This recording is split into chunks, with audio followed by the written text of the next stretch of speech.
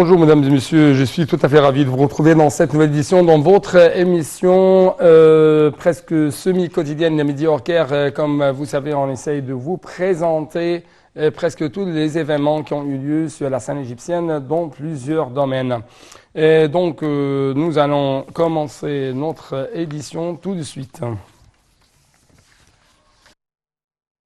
Le président Abdel Fattah el-Sisi a rencontré hier le Premier ministre Dr Moustapha Madbouli, le ministre de Transport, le lieutenant général Kamel El-Wazir et le chef de l'autorité des affaires financières des forces armées, le major général Ahmad Al-Chazli. Le porte-parole de la présidence a déclaré que la réunion a été témoin du suivi des nouveaux projets de transport collectif au niveau de la République qui fonctionnent à l'énergie propre. Dans ce contexte, le président Al-Sisi a été informé de la situation exécutive, de l'avancement des travaux avec les nouveaux projets de transport qui sont ajoutés pour la première fois aux composants du système de transport en commun en Égypte, alimenté par l'énergie verte propre, afin de préserver l'environnement et qui sont durables.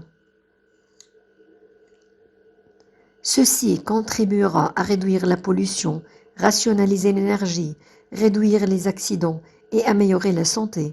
Ce sont des moyens de transport modernes, représentés par le train électrique rapide, le monorail, le train électrique léger LRT et le bus à fréquence rapide BRT qui circuleront sur la périphérique en plus des agrandissements et des lignes du nouveau métro.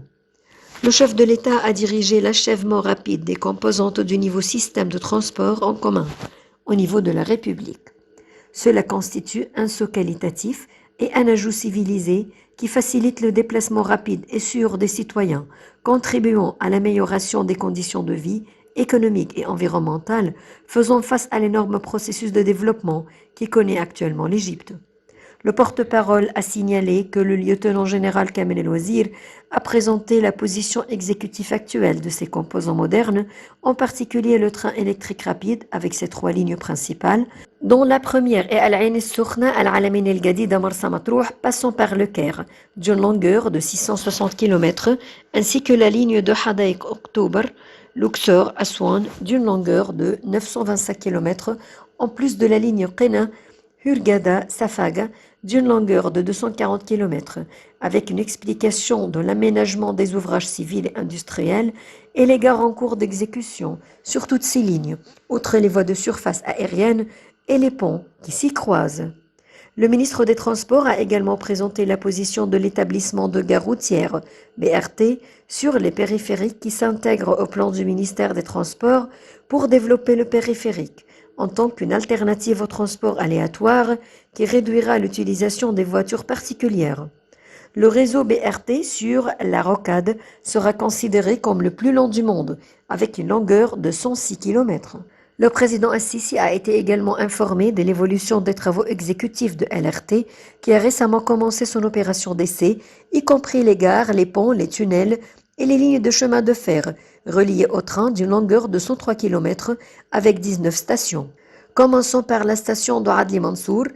Ainsi, il se prolonge parallèlement à la route désertique, le Caire al-Ismailiya, jusqu'à la ville de Badr. Ainsi, il tourne vers le nord, jusqu'au cœur de la ville de Didi Ramadan et au sud de la nouvelle capitale administrative pour rejoindre la ville internationale des Jeux Olympiques d'Égypte. Il échangera également un service avec la 3e ligne du métro à la station Adli Mansour, le train électrique express à la station centrale et avec le monorail de la capitale administrative à la gare de la Cité des Arts et de la Culture, ce qui entraînera à un saut qualitatif sans précédent dans le système de transport en commun au Caire. C'était donc un rapport sur, bien sûr, le président égyptien Abdel Fattah el-Sisi qui a passé en revue l'état d'avancement des nouveaux projets de transport qui constituent un ajout au mécanisme de transport en commun en Égypte. Passons donc à une autre nouvelle qui va jeter plus de lumière sur les activités du Premier ministre Dr Moustapha Madbouli qui a souligné récemment l'importance que l'Égypte, le Soudan et l'Éthiopie s'accordent sur un accord légal contraignant qui assure les droits des 3 pays en ce qui concerne le barrage de la Renaissance. Dans une interview accordée à la BBC, M. Madbouli a affirmé que tout différend ou conflit sur les ressources naturelles n'est pas dans l'intérêt des 3 pays. Il a également souligné que l'Égypte suivait très attentivement ce dossier par tous les moyens possibles, autant diplomatiques que politiques. D'autre part, M. Madbouli a indiqué que la direction politique de l'Égypte a accordé un intérêt primordial à l'autonomisation des jeunes au niveau de l'État égyptien. Selon lui, cet intérêt s'est traduit par les postes de direction gouvernementale dont les jeunes ont été chargés.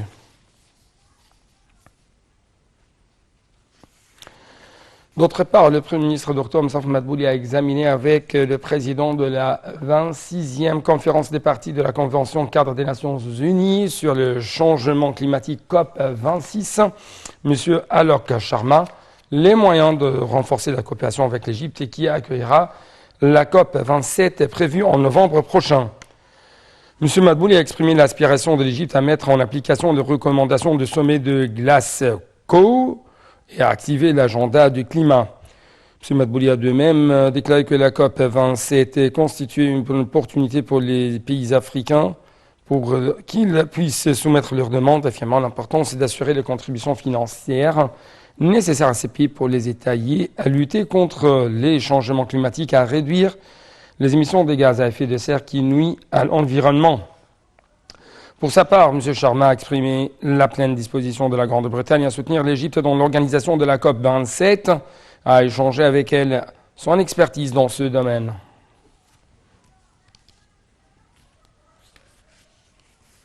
Sur le plan militaire, les forces des armées égyptiennes et saoudiennes poursuivent toujours leurs exercices militaires conjoints intitulés Tabouk 5 et qui se déroulent depuis quelques jours en Arabie saoudite. Participent également à ces exercices les forces d'élite égyptiennes et saoudiennes, des éléments de l'infanterie et des éléments du corps blindé.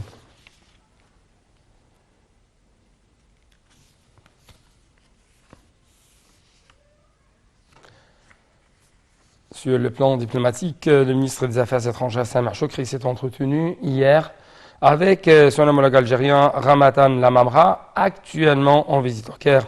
Les deux ministres ont discuté des moyens de renforcer la coopération bilatérale dans le cadre de relations solides entre les deux pays, ainsi que des questions arabes et régionales d'intérêt commun. Les détails tout de suite.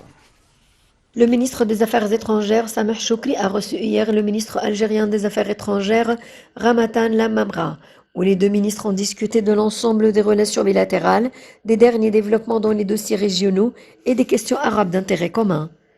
L'ambassadeur Ahmad Hafiz, porte-parole officiel du ministère des Affaires étrangères, a déclaré que les deux ministres ont exprimé leur fierté du niveau distingué des relations bilatérales entre l'Égypte et l'Algérie et a souligné l'importance de poursuivre la coopération et la coordination bilatérale dans divers domaines, tout en travaillant à renforcer les aspects des relations économiques et d'investissement entre les deux parties au cours de la période à venir, d'une manière qui réponde aux aspirations des deux peuples frères et reflète les liens historiques qui les unissent, tout en soulignant l'importance d'une bonne préparation à la tenue de la prochaine session du comité supérieur conjoint entre les deux pays. Hafez a ajouté que la réunion a abordé un certain nombre de questions dans la région et des sujets de préoccupation pour les deux parties, y compris les développements dans le dossier libyen. M. Choukri a souligné l'importance d'œuvrer pour soutenir une solution interlibyenne pour sortir de la crise actuelle. Il a également souligné la nécessité de mettre fin à toute ingérence étrangère dans les affaires de la Libye et l'importance de la sortie de toutes les forces étrangères ainsi que de mercenaires et des combattants étrangers du territoire libyen afin de réaliser les aspirations du peuple libyen pour la sécurité, la stabilité et la prospérité. L'évolution de la situation au Soudan, au Mali et dans la région du Sahel et du Sahara a également été évoquée.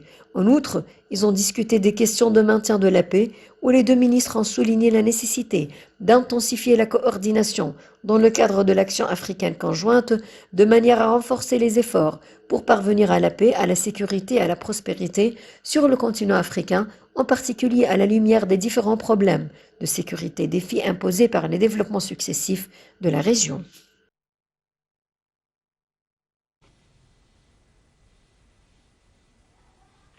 Sur le plan économique, le projet d'extension du tronçon historique du canal de Suez doit s'achever en juillet 2023 après 2 années de travail.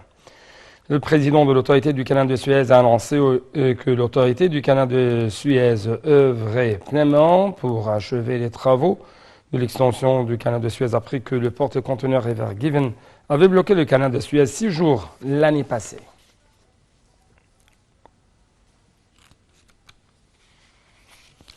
Sur le plan sanitaire, l'Égypte a pris livraison ce dimanche à l'aéroport international du Caire de 3 millions de doses du vaccin de Pfizer contre le coronavirus octroyé par le gouvernement américain via le mécanisme COVAX en coopération avec l'Alliance internationale pour le vaccin, Gavi, selon les déclarations faites par le ministre de l'Enseignement supérieur, de la Recherche et scientifique et ministre par intérim de la Santé et de la Population, Khaled Abdelghaffar. Ce dernier a indiqué que cette cargaison s'inscrivait également dans le cadre du plan de l'État visant à diversifier et à élargir la fourniture de vaccins anti-Covid afin de lutter contre la pandémie. M. Abdelghaffar a ajouté que ce lot de vaccins sera soumis aux tests nécessaires dans les laboratoires de l'autorité égyptienne des médicaments afin de vérifier son efficacité avant d'être distribué aux centres de vaccination dans tout le gouvernorat de la République. D'autre part, M. le ministre Khaled Abdelghaffar a tenu une conférence de presse sur les dernières évolutions de la pandémie de coronavirus. Le ministre égyptien par intérim de la Santé a souligné que les cas détectés par les laboratoires centraux avaient enregistré une hausse significative des cas infectés au cours des dernières semaines. Le ministre a ajouté que la nouvelle variante Omicron était la raison principale de l'augmentation du nombre de contaminations. Le ministre n'a pas pour autant indiqué que la plupart des conditions des patients étaient stables et ne requièrent pas l'hospitalisation. Le ministère de la Santé a en outre annoncé hier avoir détecté 1197 nouvelles infections au coronavirus et 25 décès.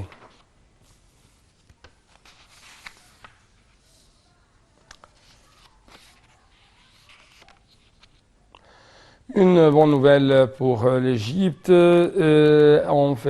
L'Égypte occupe une place avancée au niveau mondial dans le dossier de traitement des migrants, selon les déclarations faites par le chef de la mission de l'Organisation internationale pour les migrants, OIM, en Égypte, Laurent de Bouak. Monsieur de Bouak a loué également des directives données par le président Abdel Fattah el-Sisi au gouvernement égyptien en ce qui concerne les migrants, soulignant que les migrants étaient bien traités en Égypte où ils bénéficiaient de tous les services, y compris l'éducation, la santé et l'accès au marché du travail.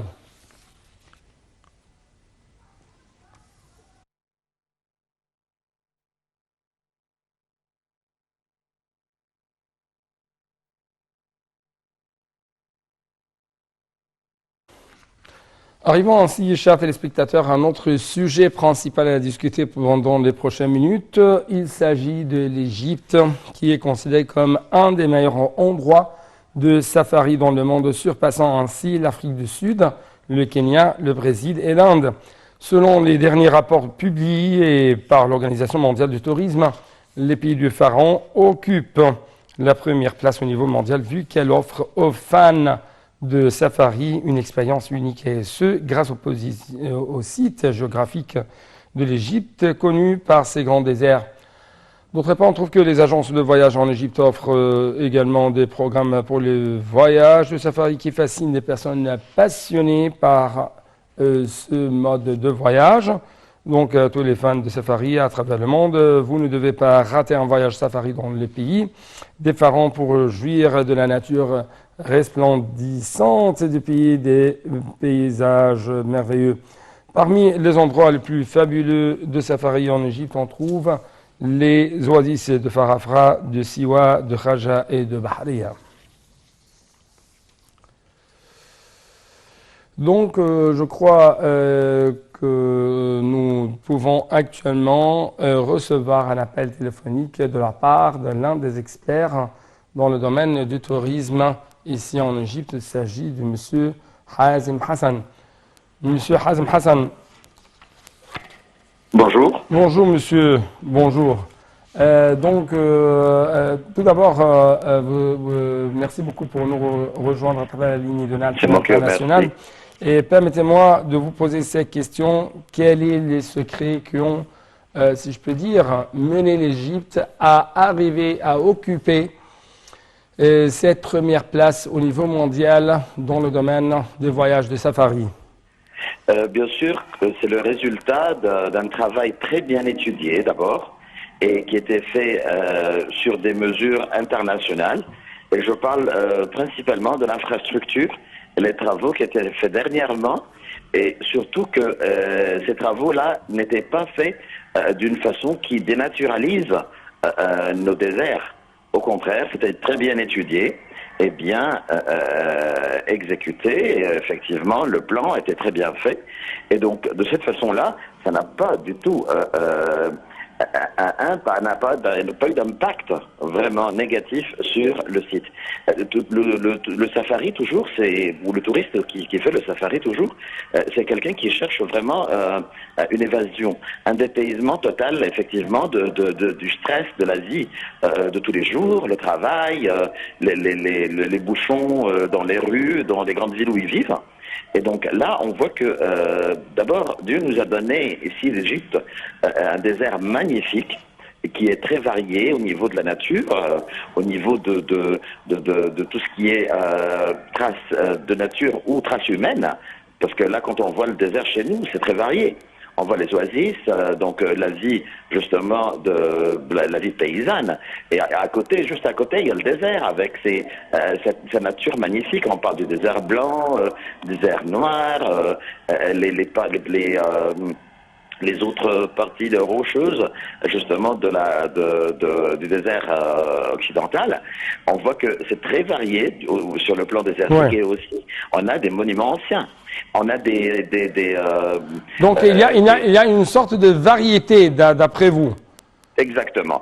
Et en plus, les travaux qui étaient faits dernièrement, justement, ça nous a aidé beaucoup à bien vendre ces sites touristiques, bien sûr au niveau des médias aussi. On a réussi à faire des promotions extraordinaires pour mettre le point sur des sites vraiment uniques au monde. Et là, je parle effectivement de Fayoum, la dépression de Fayoum, qui possède justement un site rare et unique presque dans le monde entier, c'est la vallée des baleines. Oui. À quel point vous trouvez que les fans de safari, les passionnés, ces personnes qui sont passionnées dans ce domaine ou par ce domaine de voyage, cherchent toujours les aventures, mais aussi cherchent comment arriver à avoir la force du désert à côté de ces chuchotements?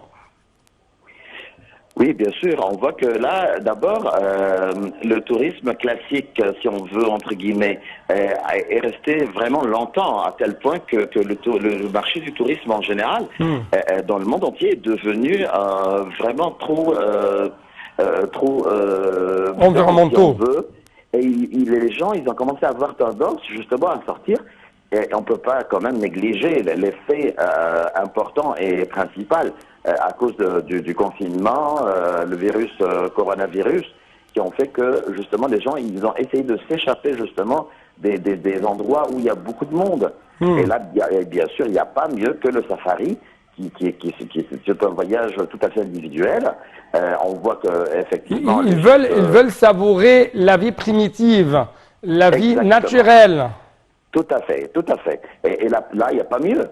Et il n'y a pas mieux. Et donc là, le potentiel que l'Égypte possède aujourd'hui, après ses travaux d'infrastructure, après justement la médiatisation justement de ces sites importants qu'on possède, comment les gens ils vont venir visiter des nouveaux sites qui n'étaient pas du tout sur la carte du tourisme en Égypte et même ailleurs. On voit que tout ça, tous ces événements, toutes ces conditions ont fait que les gens ont commencé à avoir les yeux sur le safari en Égypte. Aussi, la sécurité, c'est un enjeu très important. L'Égypte, justement, avait des problèmes graves à cause du terrorisme. Les gens, ils attendaient avec impatience pour voir ces sites intéressants. Quand ils ont senti qu'ils seront en sécurité totale, tout se passe bien, le pays est très stable, la situation est vraiment très favorable, justement, ils n'ont pas hésité à venir et découvrir ces sites intéressants pour la première fois pour eux. Oui. Monsieur Hazm Hassan, notre expert dans le domaine du tourisme, je dois vous remercier infiniment pour de telles informations très intéressantes en ce qui concerne les voyages du safari ici en Égypte et pourquoi même l'Égypte a pu arriver à arracher cette première place au niveau mondial dans ce domaine qui représente, si je peux dire, l'un des traits les plus attractifs des aventures au niveau mondial. Merci beaucoup encore une fois et c'est la même chose pour vous, chers téléspectateurs. Merci pour votre attention. Toujours bon suivi de nos programmes national TV international.